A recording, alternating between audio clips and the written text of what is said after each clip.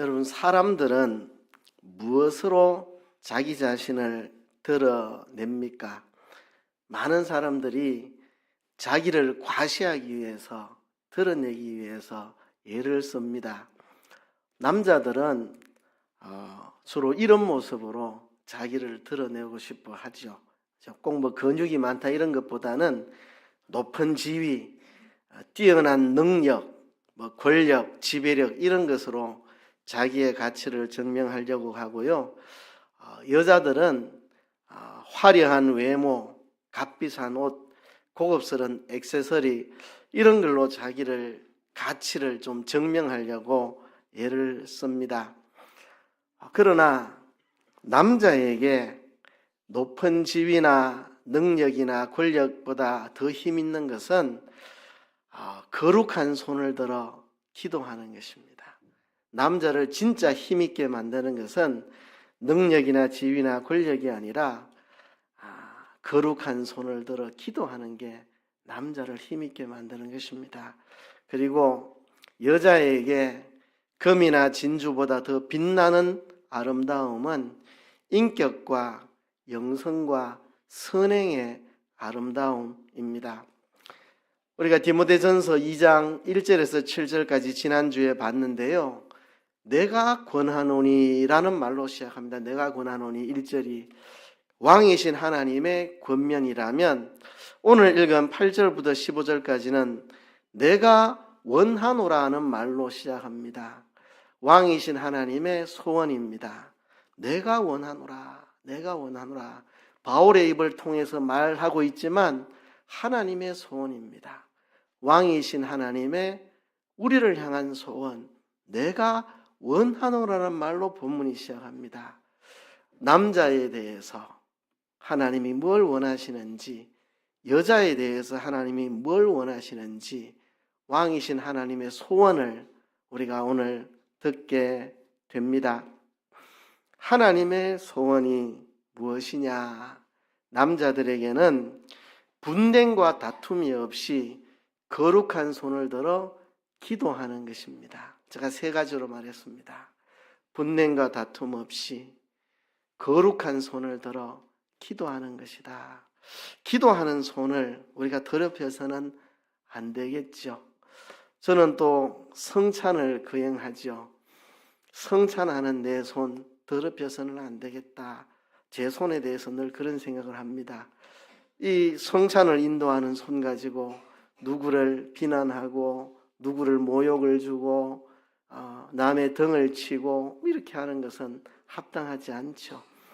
내가 성찬을 거행하기 때문에 내 손을 거룩하게 해야 된다 하는 마음을 제가 갖고 사는데, 우리 모든 성도들, 특히 남자 성도들, 기도하는 손 우리가 정결하게 해야 되고, 거룩한 손으로 기도할 때 남자들은 분노와 다툼을 이기고 화평을 유지할 수 있다는 이야기, 세 가지 이야기를 드렸습니다. 자, 오후에는 이제 여성에 대해서 이야기를 하려고 합니다. 세 가지 이야기를 하려고 합니다. 제가 마음대로 세 가지 정한 게 아니고 오늘 본문에 여자들을 향한 하나님의 소원이 무엇인지를 이야기하는데요. 성경에 나오는 것을 제가 제목을 붙였습니다. 첫 번째는 여성의 멋입니다. 여성의 멋. 이것은 오늘 본문 9절부터 나오는 말씀인데요. 여성의 멋이 뭐냐? 여자는 그 자체로 아름답습니다. 남자는 뭘로 만들었습니까? 흙으로 만들었죠. 먼지 같은 흙으로, 먼지로 남자를 만들었습니다. 여자는 뭘로 만들었습니까? 남자의 몸으로 만들었죠. 그래서 여자와 남자는 다릅니다. 먼지로 만든 남자하고 남자의 몸을 가지고 만든 여자하고 다르죠. 하나님의 창조 세계에서 여자는 그냥 존재하는 것만으로도 아름답습니다. 하얀 이를 드러내고 빵 걷었을 때 얼마나 아름답습니까? 그렇죠? 해맑은 눈망울로 하늘을 쳐다보는 여성의 모습 얼마나 아름답습니까?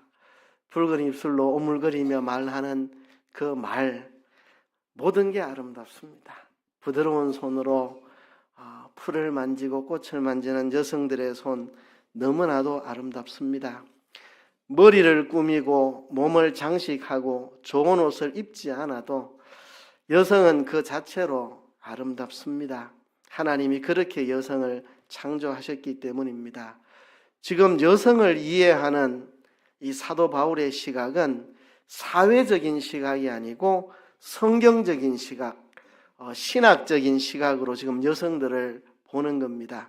하나님의 창조, 타락, 구속의 관점에서 여성의 모습을 지금 설명하고 있습니다. 여성은 남성과 똑같이 하나님이 창조하신 창조물이죠. 그리고 여성은 남자와 함께 다 타락했습니다. 그리고 여성은 남자와 함께 예수님의 보혈로 구속함을 입게 되었습니다. 자, 이제 우리는 하나님께 창조되었고 타락했지만 십자가의 보혈로 구속받은 우리는 어떤 멋을 지녀야 하는가? 이제 구속의 위치에 있는 여성들은 어떤 멋을 지녀야 하는가 하는 겁니다. 세상에 타락한 세계의 멋이 아니라 창조 세계에서의 여성의 멋, 구속의 세계에서의 여성의 멋이 뭐냐를 본문이 이야기하는 겁니다. 타락한 세상이 추구하는 멋을 따라가지 말고 창조의 아름다움 그리고 구속 세계의 아름다움을 추구해야 된다. 이게 지금 바울이 말하고 있는 여성의 멋입니다. 타락한 세상 속에서 사람들이 멋을 부려보려고 온갖 방법을 취하는데 온갖 금과 보석으로 꾸며서라도 멋있게 보이려고 애쓰는데 우리는 타락한 세계의 멋을 쫓는 게 아니라 하나님의 창조 세계에서의 멋, 구속 세계의 멋을 추구하고 살아야 된다는 것입니다. 창조 세계와 구속 세계에서 여자의 멋은 따은 머리나 금이나 진주와 값진 옷이 아니라는 것입니다. 구속받은 구원받은 여성들의 멋은 그런 멋이 아니라는 것입니다. 물론 본문이 여성들에게 단장하지 말라는 이야기가 아닙니다. 지금 오늘 본문이 대조하고 있는 것은 단장하는 여자와 단장하지 않는 여자를 대조하는 게 아닙니다. 단장을 해야죠. 여성들의 본성상 단장을 해야 됩니다. 그죠? 그건 여성의 본성입니다. 하나님 주신 본성, 단장을 하는 거. 본성입니다. 그거를 지금 비판하거나 하는 이야기가 아닙니다. 교회 올 때 단장해서 와야 되지, 그죠? 자던 눈곱 붙은, 그죠? 그런 모습으로 교회 오면 안 되죠. 딱 단장을 해서 와야 되죠. 단장을 하지 말라는 게 아니고 어떻게 단장을 해야 되느냐 하는 이야기를 하는 겁니다. 그죠? 타락한 세계에 속한 사람들의 단장하는 방법으로 단장하지 말고 창조 세계와 구속 세계에 있는 여성들의 모습으로 단장을 하라 하는 것입니다. 본문은 단장하라, 단장하지 말라의 대조가 아니라 어떤 단장을 할 것인가 하는 것입니다. 오늘 본문에 보면 이렇게 말씀을 합니다. 9절에 또 이와 같이 여자들도 단정한 옷을 입으며 소박함과 정절로서 자기를 단장하고 이렇게 단장을 하라는 겁니다. 단장을 하지 말라, 꾸미지 말라는 말이 아니고 창조 세계에서 또 예수님을 믿고 구원받은 구속의 세계에 살아가는 여성들은 이렇게 단장을 해라. 단정한 옷을 입어라. 단정한 옷, 그죠? 아슬아슬한 옷 이런 게 단정하진 않죠, 그죠? 네. 이렇게 단정한 옷을 입어라. 그리고 소박한 옷을 입고 정절로서 자기를 단장하라. 정절이라고 하는 것은 어떤 이 복장이나 태도나 이런 것이 어떤 남들에게 성적인 유혹을 주는 그런 복장이 아니고 정말 깨끗하고 정절이 있는 그런 모습으로 그렇게 단장을 해라. 단정한 옷을 입고 소박함, 정절함으로 단장을 해야 된다. 반대로 타락 세계의 여성의 단장법은 머리를 닦고 금이나 진주나 값진 옷으로 하는 거, 이런 것으로 하지 말아라. 뭐 금으로 된 액세서리 차지 말라 이런 이야기 하는 건 아닙니다. 그냥 오직 단정함도 없고 정절도 없고 그냥 오직 그런 것으로만, 그죠? 뭐 금액세서리 하지 말아라, 뭐 보색 액세서리 하지 말라 그런 말이 아니고 단정함이 없이 정절이 없이 그냥 화려하고 성적인 유혹을 주고 막 이런 것으로만 여성들의 몸을 치장하려고 그렇게 하지 말고, 구원받은 하나님의 여성들은 이렇게 단정한 옷, 소박하고 정절로서 자기를 꾸미고, 그리고 여기 하나가 더 있습니다. 오직 선행으로 하기를 원하노라. 여기에다가 선행이 더하면 여성들은 정말 아름다운 여성이 된다. 이게 바로 여성의 멋이라. 선행의 멋, 이런 게 멋입니다. 그렇죠? 선행은 없고 그냥 뭐 화려하고, 그죠? 뭐 빛과 번쩍거리고 그냥 이런 것들로만 남자들의 눈을 막 휘둥그레하게 만드는 그런 것으로만 단장하려 해서는 안 된다. 구원받은 하나님의 백성들은 이런 선행과 경건과 정절 있는 모습으로 자기를 단장해야 된다는 것입니다. 10절에 보면 오직 선행으로 하기를 원하노라. 이것이 하나님을 경외한다 하는 자들에게 마땅한 것이니라 그랬습니다. 여기서 이제 공식이 나옵니다. 공식이. 경건에서 선행이 나오고, 선행에서 정절과 소박함이 나오고, 이 정절과 소박함에서 단정한 옷차림이 나온다는 겁니다. 그래서 하나님 앞에 경건하게 살아가는 여성들은 선행으로 자기를 꾸미고, 이렇게 선행으로 자기를 꾸미는 사람들은 소박하고 정절한 태도를 가지고 살고, 이런 소박하고 정절 있는 태도가 단정한 옷차림으로 드러나는 겁니다. 겉으로 드러나는 것은 단정한 옷차림이고, 그 단정한 옷차림 속에 보이는 것은 소박함과 정절 있는 모습이고, 그것을 통해서 우리에게 보여주는 것은 선행이고, 그 선행의 중심에는 경건이 있다. 하나님을 경외하는 사람은 사람에게도 선을 행하고, 그것이 소박하고 정절 있는 태도로 나오고, 거기서 단정한 옷차림이 나온다. 이게 바로 구원받은 하나님의 사람의 진정한 멋이라는 것을 본문이 이야기하고 있습니다. 여러분, 성경에서 참 이 세속적인 멋에 쩌들어 있었던 사람, 한 사람 꼽으면 누굴까요? 여성 중에, 성경에 나오는 여성인데, 이 경건과 선행, 정절과는 거리가 멀고 외모만 요란하게 꾸민 여성이 있는데, 그 여성이 누군지 아시겠습니까? 예? 그렇죠. 이세벨입니다.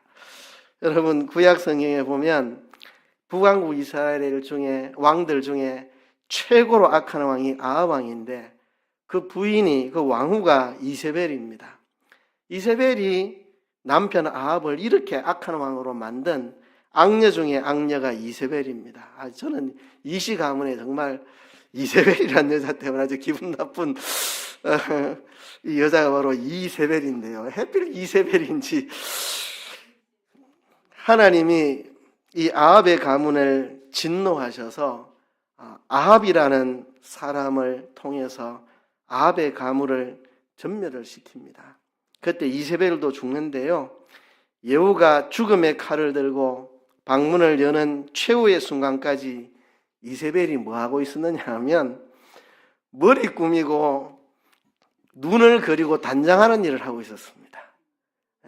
예후의 칼에 죽임을 당하기 직전까지 눈 그리고 외모 꾸미고 있었습니다. 참 경건이라고는 눈꼽만도 없는 참 소름 끼치는 여자 이세벨.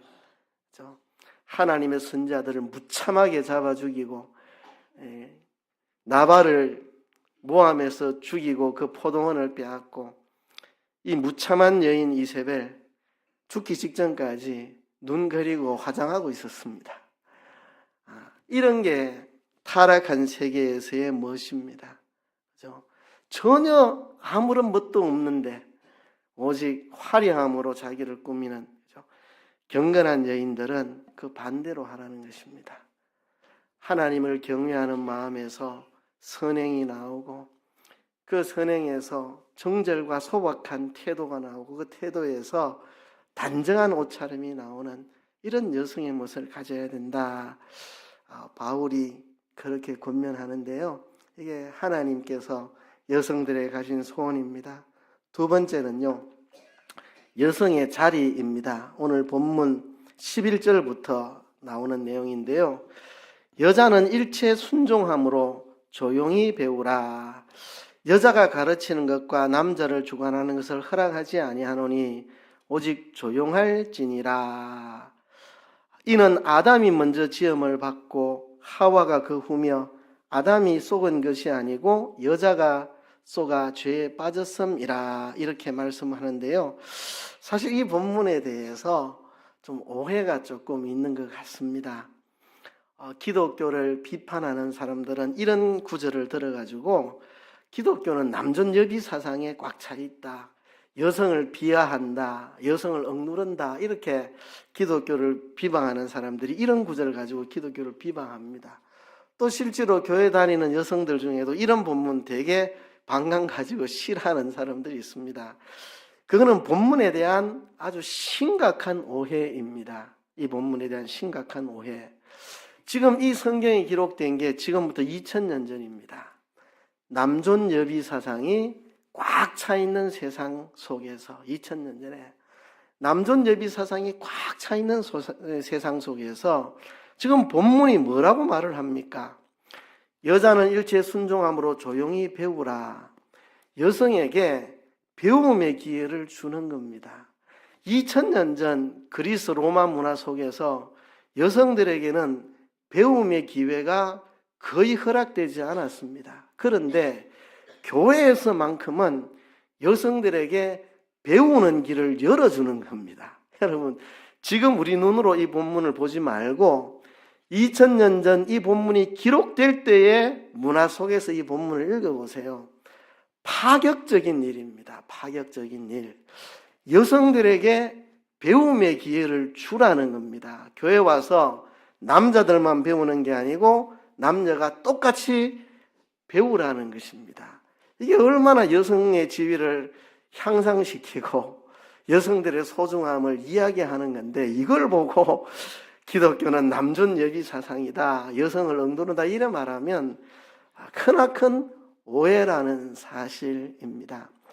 그 당시에 사회 분위기가 남존여비로 꽉 차 있었고 여성들은 거의 배울 기회가 없었기 때문에 여성들은 교회에 와도 뭘 잘 몰랐습니다. 사회적인 교육을 못 받아서 그런 여성들이 교회에서 배우도록 길을 열어주는 내용인데, 그 당시에 여성들이 교회에서는 남자나 여자나 똑같이 하나님이 창조하셨고 남자나 여자나 똑같이 타락했고 남자나 여자나 똑같이 예수님의 피로 구속받았고 다 우리는 하나님 앞에 동등한 존재로 여기고 가르치니까 이 여성도들이 조금 오바를 해가지고 밖에서 억눌렸던 거 교회 와가지고 뻥 터지는 겁니다. 그래서 남자들을 주장하려고 그러고 가르치려고 그러고 교회에서 지나치게 큰 소리 내고 이게 문제가 돼서, 그래도 조금 조심해주면 좋겠는데, 그래도 사회적인 문화가 아직까지 남존여비 사상이 꽉 차 있는데 교회에서만큼은 똑같이 대해주고 똑같이 배우고 이렇게 하니까 좀 여성들이 오바를 해가지고 너무 지나치게 막 나서고 막 남자들을 주장하려고 그러고, 남자들을 이제 나도 배웠으니까, 교회 와서 나도 많이 배웠으니까 이제 남자들 막 주장하려고 하는 것이 그 당시 문화 속에서 굉장히 좀 문제가 되는, 뭐 지금 문화 같으면 좀 그렇게 행동해도 크게 문제는 안 되는데 우리가 조금 조심해야 될 거 아닙니까? 사회적인 분위기가 좀 쫓아올 때까지. 그렇잖아요, 그죠? 아무리 교회 안에서는 이 세상 어디에도 없는 여성들에 대한 존중이 있더라도 사회의 문화가 못 따라오면 조금은 여성들이 조심해주면 좋겠는데 여성들이 좀 지나치게 오버하니까 바울이 거기에 대해서 좀 절제해라. 정말 교회에서는 여성들에게 모든 걸 다 열어주고 똑같이 교육받고 똑같이 예배드리고 똑같이 다 하는데 이 사회적인 분위기에서 너무 여자들이 오버하면 이제 교회 온 사람들, 기독교 문화에 익숙지 않은 사람들이 교회 오니까 여자들이 너무 지나치다 이렇게 반감을 가질 수도 있고, 그러니 좀 여성들에게 자제할 것을 조금 권하는 겁니다. 교회에서 너무 열어주니까 사회 분위기가 못 따라오는데 너무 나가니까 조금 절제를 해달라는 그런 부탁입니다. 이 문맥의 내용이. 그런데 이것을 이제 바울이 신학적으로 성경적으로 풀어나갑니다. 여자들이 배우는 데 힘을 써되 좀 순종하는 모습으로 조용히 배웠으면 좋겠다. 그죠? 여자는 일체 순종하는 모습으로 조용히 배웠으면 좋겠다. 이 사회적인 분위기가 전혀 못 따라오는데 너무 그렇게 남자들을 가르치고, 나도 이제 좀 배웠다고 막 훈계하려 들고 막 그렇게 함으로 이 사회적인 분위기도 모르고 너무 교회에서 그래 하지 않도록 순종하는 태도로 조용하게 좀 배워라. 그렇게 권면하는 겁니다. 왜 그렇게 해야 되느냐? 여자가 가르치는 것과 남자를 주관하는 것을 허락하지 아니하노니 오직 조용할지니라 그랬습니다. 여기 여자들은 교회에서 가르치는 일을 전혀 못한다, 그런 말이 아닙니다. 우리 새벽에 고린도전서 배우고 있는데 거기 보면 여성들도 예언을 할 수 있습니다. 예언이 설교와 같은 건데요. 그래서 여성들이라고 가르치는 일을 교회에서 일절 못한다는 그런 이야기가 아니고, 여성들이 잘 교육을 받아서 지도 아래서 주일학교 교사, 부장, 전도사 다 할 수 있습니다. 근데 여자들이 함부로 무턱대고 좀 배웠다고 좀 안다고 이제는 남자들을 가르치려 들고 막 주관하려고 들고 이렇게 해서 교회에 무리를 일으키지 말라고 하는 겁니다. 여자가 가르치는 것과 남자를 주관하는 것을 허락하지 아니하노니 오직 조용할지니라. 그래서 사회에서는 전혀 불가능한 거, 여성들이 남자와 동등하게 함께 배우는 거, 교회에서는 허락이 되어 있지만 그렇지만 좀 조심을 해달라 하는 부탁입니다. 그것을 이렇게 풀어나갑니다. 13절 14절에 보면 이는 아담이 먼저 지음을 받고 하와가 그 후며 아담이 속은 것이 아니요 여자가 속아 죄에 빠졌습니다. 왜 이렇게 남녀간의 질서를 지켜야 되느냐 하면, 창조는 아담이 먼저 창조되고 하와가 뒤에 창조됐습니다. 그런데 타락은 하와가 먼저 타락하고 아담이 뒤에 타락했습니다. 이 순서를 근거해서 남자가 먼저 창조되었기 때문에 남자는 여자를 돌봐야 될 책임이 있다. 내가 먼저 창조된 사람으로서 아내를 유혹받지 않도록, 넘어지지 않도록 내가 책임을 지고 돌볼 그런 의무가 내게 있다. 그리고 여성은 남자보다 여자가 먼저 뱀에게 먼저 쏘가가지고 타락했으니까 여성들은 남자의 지도를 받고 유혹에 넘어가지 않도록 지도받아야 될 책임이 있다. 이 창조의 순서, 타락의 순서를 통해서 남자는 여자를 보호하고 지켜줘야 될 책임이 있고, 또 여자들은 이 남자의 지도를 받을 필요가 있다. 그래서 창조의 질서 안에서 여성들이 좀 교회에서 배울 때 좀 조용히 배웠으면 좋겠고, 남자를 막 가르치려 들고 이렇게까지는 안 나갔으면 좋겠다. 지금 우리 사회 분위기가 완전히 남존 여비 사상에 쩌들어 있는 세상인데, 교회만 여성들에 대해서 이렇게 소중하게 함께 배우고 함께 동등한 전제를 나가는데, 여성들이 좀 오버해가지고 이제 막 배웠다고 너무 교회에서 남자들 막 무시하고 이렇게 하면은 안 된다. 우리가 창조의 질서를 생각해 보자. 남자가 먼저 지음받았으니 남자들이 여자들을 잘 보살펴야 되고, 여성이 먼저 쏘가 뱀의 게임을 받았으니 여성들은 남자들의 지도를 좀 받으려고 해야 된다 하는 이야기를 바울이 하고 있는 것입니다. 이게 여성의 자리입니다. 여성의 자리, 우선은 배움의 힘을 써야 됩니다. 배움의 힘을 써야 돼요. 요새는 뭐 남자나 여자나 배움의 기회가 크게 차이 없습니다만은 제가 어릴 때도 여성에게는 배움의 기회가 조금 적었습니다. 그렇죠? 남자들에게 기회가 좀 더 많았는데 이 디모데전서 기록될 때는 여성들에게는 거의 배움의 기회조차도 없었는데 자녀들이 배움을 통해서 하나님을 경외하고 선행을 행하고 정절로서 자기의 태도를 가지고 단정한 옷차림을 할 수 있는 성숙한 여성으로 배움을 계속해서 힘을 써야 된다. 여성들이 배움에 힘을 써라. 굉장히 여성들에게 굉장히 정말 호의로 사랑으로 지금 대하고 있는 겁니다. 이게 아무리 읽어봐도 여성을 비하하는 내용이 아닙니다. 정말 여성을 비하하던 2000년 전의 그리스 로마 문화 속에서 교회에서는 여성을 굉장히 소중히 여기고 여성들에게 배움의 기회를 주어라. 다만 여성들이 사회적인 분위기도 모르고 너무 오버해서 지나치게 해서 무리를 일으키지만 좀 말아달라. 여기까지만 좀 지켜달라.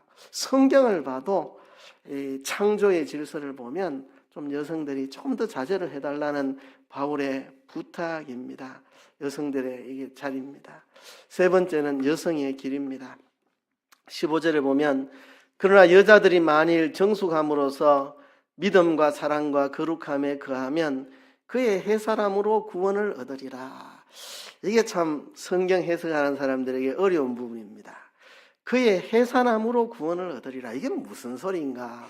구원 얻는 것은 예수님을 구주로 믿음으로 죄사함 받아 구원 얻는데 그 해사람으로 구원을 얻으리라는 말이 무슨 말인가? 이렇게 이해하면 좋겠습니다. 지금 계속해서 이 여성들에 대한 이야기를 할 때 창조, 타락, 구속이라는 관점에서 이야기를 하고 있습니다. 그래서 창세기에 보면 여자가 먼저 꾀임을 받고 남자도 여성의 꾀임을 받고 함께 이제 타락하게 됐는데요.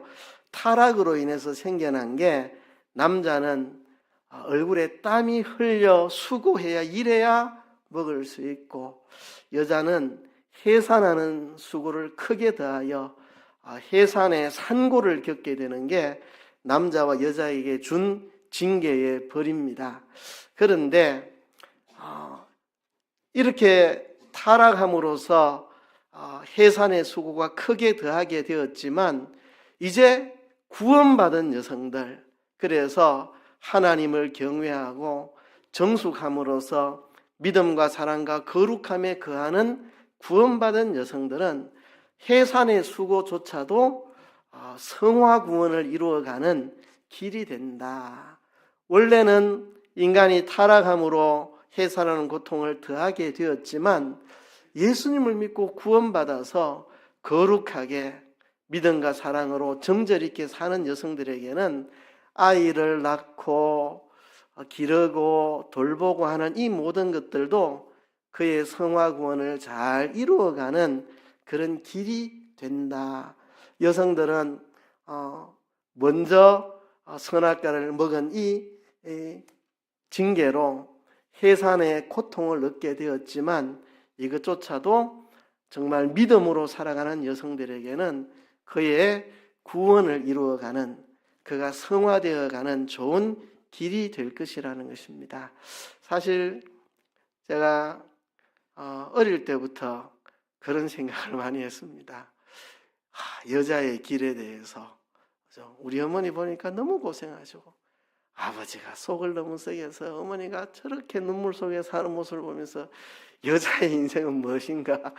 왜 여자들은 저렇게 살아야 되나? 뭐 한국 남성들 옛날에 뭐 바람 피는 거 여사고 술 마시고 큰 소리 지르는 거 여사고 왜 여성들은 저런데 억압돼서 살아야 되나? 이런 게 어릴 때 제 마음이 있었습니다. 그리고 제가 결혼해서는 아내가 아이 낳아서 기르는데 늘 거기 매여 있어야 되고, 그죠? 아이 똥기저귀 가리고, 예배 때도 아이를 데리고 예배드리려니까 이 신경이 분산돼서 말씀을 그전처럼 잘 못 듣고 왜 여성들은 이런 길을 가야 되는가, 이게 제 마음속의 질문이었는데요.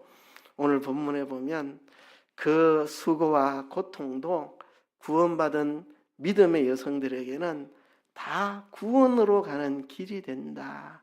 그 속에서 인생을 배우고 철이 들고 신앙을 배우고 여성들로 아름다운 인격을 만들어가는 그런 고생 속에서 여성들의 아름다운 인격을 만들어가는 길이 된다. 이게 여성들의 길이라는 이야기를 본문이 하고 있습니다. 그래서 이 본문을 잘못 읽으면 꼭 교회에서 여자들을 뭐 억누르고 뭐 그런 걸로 보는데, 그죠? 이 남자분들, 이 본문이 여성들을 억압하라는 이야기가 전혀 아닙니다. 그죠? 이 본문을 근거로 교회에서나 가정에서나 여성들을 억압하면 안 됩니다. 그런 이야기가 아닙니다. 본문은 여성들에게 배울 기회를 남자들과 똑같이 주고, 다만 여성들이 교회에서 그렇게 해준다고 해서 사회적인 분위기도 모르고 너무 오버해서 문제 일으키지 말고 조용히 좀 배워달라고 부탁하는 내용이고, 정말 여성들의 이 아이 낳고 해산해서 아이 낳고 길러 나가는 이 고생하는 길 참 애처롭기도 한데요. 그 속에서 여성들의 아름다운 인격을 만들어가서 멋있는 여성들로 살아가라고 하는, 참 여성들에 대해서 굉장히 존중하는 이야기가 본문의 내용입니다. 오늘 말씀을 한번 정리해 보겠습니다. 여성의 멋이 뭐냐? 단정함과 선행으로 자기를 단정하는 이런 게 여성들의 멋이다. 그죠? 꾸미지 말라는 이야기 아닙니다. 단정하게 꾸미고 선행으로 자신을 꾸미라는 이야기입니다. 이게 진짜 멋이다. 그리고 배움에 힘쓰되 좀 겸손하게, 좀 순종함으로, 좀 조용히 남자들을 주장하려고 하지 말고 좀 겸손히 순종하는 마음으로 열심히 배우는 자리에 서야 된다. 그래서 여성들이 말씀을 잘 배우고 훌륭한 인격을 만들어 가야 된다는 것입니다. 그것이 멋이라는 것입니다. 해산함으로 구원 얻는 길, 타락으로 인해서 징계로 받은 것이지만 구원받은 여성들에게는 이 고통의 길이 구원의 길이 된다는 것. 그래서 이런 고생 속에서도 늘 순종함으로 배움에 열심을 내서 진짜 멋있는 신앙인으로, 멋있는 선행과 단정함으로 단정하는 멋있는 여성들이 되라고, 그것이 하나님의 소원이라는 겁니다. 여성들이 정말 겸손히 순종하는 마음으로 열심히 배워서, 그렇죠? 열심히 배워서 정말 단정하게 선행으로 멋있는 여성들이 되고, 이 해산의 과정 속에 고생하지만 그것을 통해 정말 아름다운 멋있는 여성으로 성숙해 나가는 그런 여성들이 되는 것이 하나님의 여성들을 향한 소원이라는 것입니다. 그런 아름다운 멋을 마음껏 가지는 여러분 되시기를 주의 이름으로 축복합니다.